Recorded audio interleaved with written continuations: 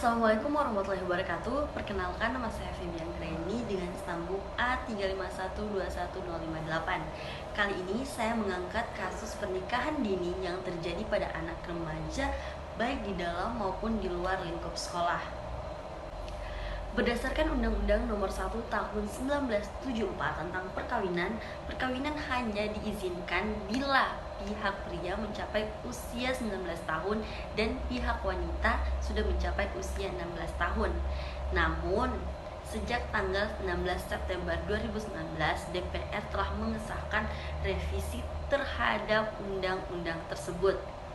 Nah, berdasarkan revisi tersebut, batas usia menikah baik pria maupun wanita adalah 19 tahun. Namun pada kenyataannya ada begitu banyak anak di bawah usia 19 tahun yang melakukan pernikahan dini. Berdasarkan data yang diperoleh dari Direktorat Jenderal Badan Peradilan Agama, terdapat 34.000 permohonan dispensasi kawin yang terhitung dari bulan Januari hingga Juni tahun 2020. Dari total tersebut, 97% dikabulkan dan 60% yang mengajukan adalah anak di bawah usia 18 tahun. Pernikahan dini dapat dipicu dari dalam dan dari lingkungan sekitar seseorang. Berikut beberapa alasan maraknya pernikahan dini di tengah-tengah masyarakat saat ini.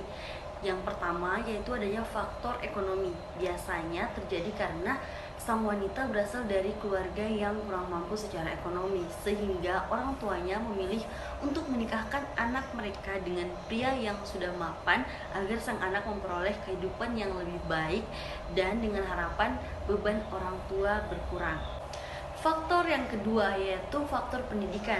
Kurangnya sosialisasi terhadap orang tua atau masyarakat yang berada di daerah pedesaan dan anak yang tidak memiliki akses untuk menempuh pendidikan wajib 12 tahun sehingga dirinya merasa jika tidak masalah dinikahkan di usia dini dan beranggapan bahwa hal tersebut adalah hal yang wajar. Faktor selanjutnya yaitu faktor media massa dan internet. Di zaman sekarang sangat mudah bagi semua orang untuk mengakses informasi dari internet. Jika seorang remaja tidak berhati-hati, dirinya dapat terjatuh dalam pergaulan bebas yang dimulai dari rasa penasaran setelah melihat atau membaca informasi yang dia peroleh dari media sosial. Bahkan ada banyak akun-akun di media sosial yang mendukung pernikahan dini. Faktor selanjutnya yaitu faktor orang tua. Tidak sedikit orang tua yang memilih menikahkan anak mereka karena merasa khawatir anaknya akan melakukan perbuatan zina selama berpacaran yang dapat menimbulkan aib bagi keluarga mereka. Nah, selanjutnya faktor hamil di luar nikah. Faktor ini timbul sebagai salah satu akibat dari media massa dan internet, di mana dengan mudahnya akses internet, anak-anak mengetahui apa yang seharusnya mereka belum ketahui. Begitu juga dengan informasi tentang seks. Pendidikan seks adalah hal yang penting, namun tetap harus dalam pengawasan orang tua atau guru, karena jika tidak dapat menimbulkan dampak yang negatif. Jika hal ini terjadi, maka orang tua atau mau atau tidak harus menikahkan anak mereka meskipun belum mencapai batas usia menikah yang ideal. Adapun dampak dari pernikahan dini yaitu kemungkinan besar terjadi gangguan mental, kecanduan, dan tekanan sosial bagi anak. Usia 10 sampai 18 tahun di mana remaja dalam proses pencarian jati diri yang akan berpengaruh pada hidupnya dalam jangka waktu yang panjang. Jati diri ini berhubungan dengan kepercayaan, konsep ideal dan nilai-nilai yang membentuk karakter. Bisa saja konsep yang diterapkan di lingkungan pergaulannya berbeda dengan konsep yang diterapkan oleh orang tuanya di rumah.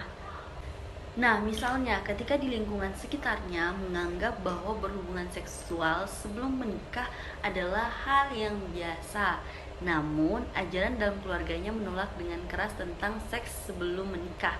Jika remaja tersebut memilih jalan yang salah dan terjebak dalam pergaulan bebas, bisa saja hal-hal tersebut memicu pada pernikahan dini.